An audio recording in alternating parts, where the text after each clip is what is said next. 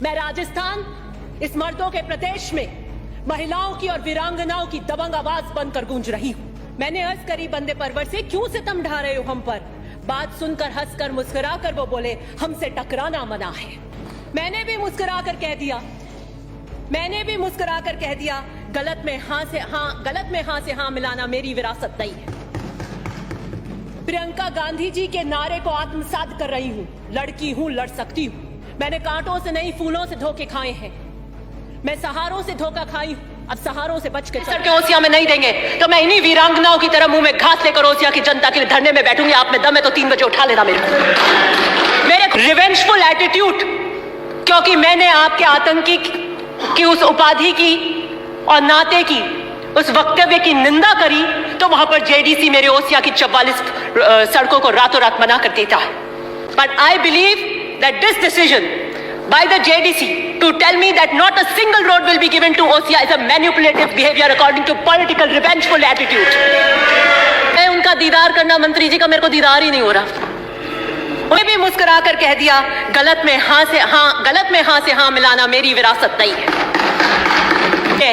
इस धरती पे दोजक का नाम कारागृह को कहता है। उसी कारागृह पे मैंने 10 साल सच देखी है। मैंने कहा कि हम तो डूबेंगे जो डूबेंगे सनम, तुमको भी साथ लेकर जाएंगे। तो मैं नहीं डूबूंगी, मैं तो पहले भी नहीं आई थी। ये तीनों गुजर, मीना और जाट खेतियार हैं और कांग्रेस के मूल वोट बैंक हैं। अपने समाज के लिए मंजू जाट हमारे समाज का गौरव है, वो वीरांगना। अभी जाट महाकुंभ हुआ था, नहीं सुनेंगे हम इस तरीके की प्रथा।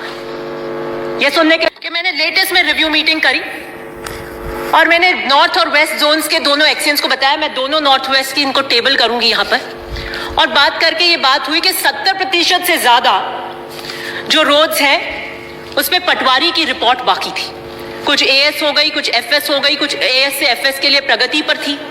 आई कॉल द जेडीसी और मैंने जेडीसी से कहा कि 70% से ज्यादा दोनों के अंदर एक पटवारी की रिपोर्ट के लिए लंबित है। कितना टाइम लगता है एक पटवारी को जाकर एक रिपोर्ट लेकर आकर देने के लिए?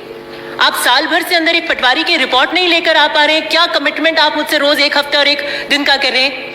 जेडीसी मुझे उत्तर देते हैं कि हम ओसियां को एक भी रोड नहीं देंगे। तो मैंने कहा कैसे नहीं देंगे? फिर आपने ये फ्यूटाइल एक्सरसाइज क्यों कराई? हर शाख पे उल्लू बैठा है। मुझे लगता है उन्होंने इस शेर को बहुत सीरियसली अडॉप्ट कर लिया और उल्लू बनाने की ये प्रक्रिया करते रहे, हमारे साथ मीठी गोलियां देते रहे। ये सरकारी अफसरशाही जनप्रतिनिधियों को गोली देने का काम कर रही है। ओसिया से आपकी कोई आय नहीं है। पास्ट में ओसिया से जेडीए को स्वीकृत हुई है सड़कें, वो कैसे हुई? मैं तो जानना चाहती हूं कि ये जो पूरी एक एक्सरसाइज चल रही थी, यकायक सडन यू टर्न 2 दिन में कैसे हुआ कि नहीं देंगे? तो क्यों आप हमसे वार्ता कर रहे थे? क्यों आपने अपनी टीम्स वहां गांवों में भेजी? क्यों आपने रास्ते के पूरे रूट देखे? क्यों उनके एएस को आपने कर दिया? क्यों आपने एफएस किया? ये फ्यूटाइल एक्सरसाइज क्यों करवाई? गांवों में उन सबको पता है कि यहाँ पे प्रस्ताव बने इस रोड के लिए, वो निरंतर आते हैं, वो जेडीए में भी जाते हैं। हमारे यहाँ पॉलिटिकल चेतना बहुत है और वो पूछते रहते हैं कि टेंडर कब होगा। क्यों आपने किया? और अगर जो कंसोलिडेटेड फंड 44 रोडों का लिया गया उस वित्तीय वर्ष में, वो अगर इन रोडों पे एग्जॉस्ट नहीं किया जाएगा तो किधर एग्जॉस्ट किया जाएगा? उस फंड को क्यों और किसी और जगह क्यों यूटिलाइज किया जाएगा? दिस इज बिकॉज एक जेडीसी से दूसरे जेडीसी, इस टोपी की उस टोपी, उसके टोपी उसके ऊपर, अरबों खरबों की संपत्ति है वहां पर। But I believe that this decision by the JDC to tell me that not a single road will be given to OCI is a manipulative behavior according to political revengeful attitude. ऐसा क्या हो गया 2 दिन में? प्रगति report 15 दिन पहले आज आप कह रहे हैं कि नहीं देंगे। तो आपको साल भर पहले नहीं पता था? आप हमें 2 साल पहले कह देते, हम उसके लिए और कोई रेवेन्यू सोर्सेस ढूंढने की कोशिश करते कि हम उन रोडों 6 महीने पहले, आज आप मार्च में हमें कह रहे हैं कि हम नहीं देंगे। उधर आप 10 करोड़ के प्रस्ताव ले चुके हैं हमारे से मिसिंग लिंक में। कहां से हम इनको 44 रोडों को एडजस्ट करेंगे? सच बात पूछिए तो उन्हें एक दिन महफिल सजाने का शौक आया। सच बात पूछिए तो उन्हें एक दिन महफिल सजाने का शौक आया। मैंने देखा कि क्या हुआ यकायक इन 2 दिनों में। वो सनम जो खुदा बन गए उनका दीदार करना मना है। वो सनम जो खुदा बन गए उनका दीदार करना, मंत्री जी का मेरे को दीदार ही नहीं हो रहा। उनकी महफिल में जब कोई आए तो पहले अपनी नजरें झुका कर आए। समझ वालों समझ लेना, समझ वालों समझ लेना, समझ से काम लेना। समझ वालों समझ लेना, समझ से काम लेना। समझ में काश आ जाए, समझना समझना। समझ में काश आ जाए, समझना समझना। तो इतना ही कहना, इस्तीफा देना। मैं उस महफिल का हिस्सा नहीं थी उस दिन। मुझे मत ऐसे तंग कीजिए और हैंड ट्विस्टिंग कीजिए। मैं तो 20 में भी अपनी जगह थी, 23 में भी अपनी जगह थी, आज भी सही जगह खड़ी हूं। Somebody who is a convict begging for mercy can be the minister. फिर मैंने फिर सोचा कि चलिए पॉलिटिकल रिवेंजफुल एटीट्यूड इन्हीं 2 दिन में क्यों हुआ, इसी 2 दिन के अंदर ऐसा क्या घटनाक्रम हो गया। तो मैंने पूछा अर्ज करी बंदे परवर से, मैंने अर्ज करी बंदे परवर से, क्यों सितम ढा रहे हो हम पर। मैंने अर्ज करी बंदे परवर से, क्यों सितम ढा रहे हो हम पर। बात सुनकर हंसकर मुस्कुराकर वो बोले, हमसे टकराना मना है। मैंने भी मुस्कुराकर कह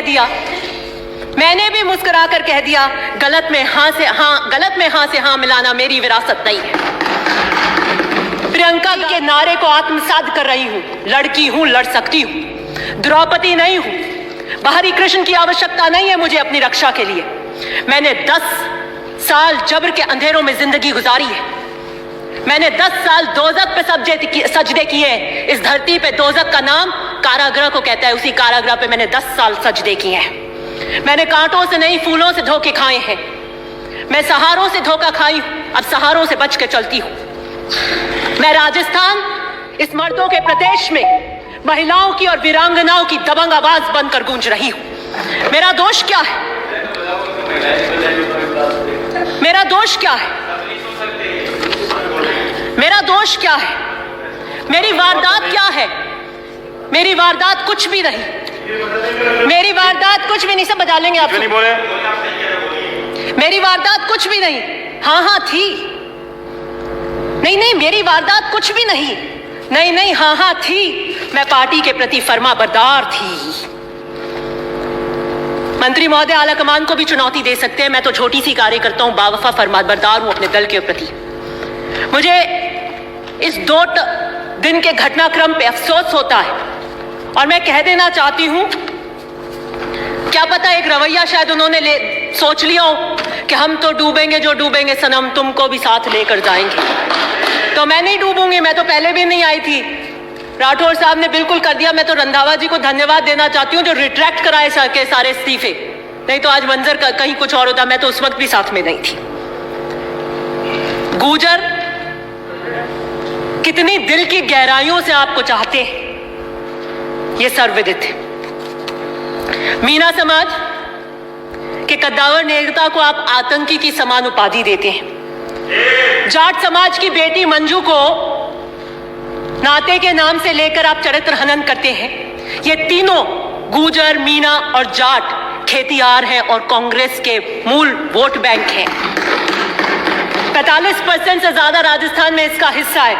गजब की सोशल इंजीनियरिंग कर रहे हैं और 6 महीने बाद हम चुनाव में जाना चाहते हैं। यहां सितमगरी के तरीके सिखाए जाते हैं। यहां सितमगरी के तरीके सिखाए जाते हैं। निगाहें उठती नहीं, खम उठाए जाते हैं। मैं मुख्यमंत्री जी से अनुरोध करूंगी कि दिस रिवेंजफुल एटीट्यूड, क्योंकि मैंने आपके आतंकी की उस उपाधि की और नाते की उस वक्तव्य की निंदा करी, तो वहां पर जेडीसी मेरे ओसिया की 44 सड़कों को रातों रात मना कर देता है।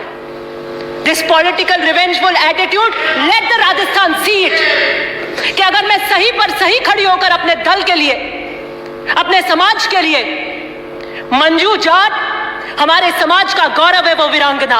अभी जाट महाकुंभ हुआ था, नहीं सुनेंगे हम इस तरीके की प्रथा। ये सुनने के लिए हम उच्च स्तर के सदन के अंदर नहीं खड़े हुए। आप हमारी पार्टी से हो सकते हैं, और ये सरकार का वक्तव्य नहीं था। सरकार का वक्तव्य इतना था कि कब कब एफआईआर हुई और कब कब हमने अरेस्ट किया। और मैं इस बात का, मुख्यमंत्री जी के इस बात का समर्थन करती हूं कि हमें परिवार के बाहर नौकरी नहीं देनी चाहिए। उसका कारण है कि अगर हमने परिवार के बाहर नौकरी दी तो जो हमारा पीछे रूरल बैकग्राउंड है उसके अंदर हो सकता है कि पीआर में ब्लैकमेल करने के जाइए, तुम नौकरी लेके आइए किसी की, नहीं तो हम घर में नहीं रखेंगे। It can be used as a tool against these women. इसलिए हमें परिवार के बाहर नौकरी नहीं देनी चाहिए। वो बच्चे, शहीद के बच्चे डॉक्टर, इंजीनियर, आईएएस बनने चाहिए, लेकिन किसी कारण अगर किसी की हेल्थ अच्छी नहीं हो, कहीं कोई एक्सीडेंट हो जाए और वो उच्च पदों के पढ़ाई नहीं ले पाए, तो वो नौकरी उसके लिए रिजर्व होनी चाहिए। ये कहकर आप मत टालिए कि वो नाते में गई और आपने कभी देवर को दिया है क्या। मत करिए इस तरीके से चरित्र हनन। आपने सरकार का, रुकिए मैं फिनिश कर रही हूँ, ये सरकार का वक्तव्य मैं से अग्री करती हूँ, लेकिन आपने वक्तव्य को कैसे पेश किया। आप कहिए कि उन्होंने मैन हैंडलिंग हुई, कांच फोड़े, ये किए, आतंकी के समान कैसे कह देंगे, और उसकी प्रतिक्रिया क्या हुई कि आपने पहले उनके नेता को कहा और दूसरे दिन उन्होंने हमारे प्रभारी को आतंकी कह दिया। ये कौन सा उदाहरण हम सेट करेंगे। मैं अंत में इतना ही कहना चाहती हूं कि मैं मुख्यमंत्री से अर्ज करूंगी कि यकायक जो 44 रोडों को रोक दिया गया है उसमें आप सीरियसली इंटरवीन करिए। और मंत्री जी क्योंकि आजकल जिद पे आ जाते हैं और उनकी जिद सबसे बड़ी होती है, उसके आगे सब नतमस्तक हो जाते हैं, वो अगर जिद पे अड़ गए और ये रहा कि हम ये 44 सड़कें ओसिया में नहीं देंगे, तो मैं इन्हीं वीरांगनाओं की तरह मुंह में घास लेकर ओसिया की जनता के लिए धरने में बैठूंगी। आप में दम है तो 3 बजे उठा लेना मेरे खूने आरजू को वो समझ रहे हैं पानी, मेरे खूने आरजू को वो समझ रहे हैं पानी। मेरी रोडे रोक कर नहीं कर मेरा हाथ मरोड़ पाएंगे आप। मैं सही के लिए खड़ी हूं उन जनप्रतिनिधि से, और कभी उसमें मेरे को गुरेज नहीं हुआ है। 6 महीने की अवधि है, हम सब चुनाव में जा रहे हैं। ये जो मिनिस्ट्री है इनके पास, जिस कलम से दस्तखत करते हैं, इस पे इतना मत इतराइए। ये भी उधार की है, ये भी उधार की है, और ऐसे दरिया तो बहुत चढ़कर उतर जाते हैं। धन्यवाद।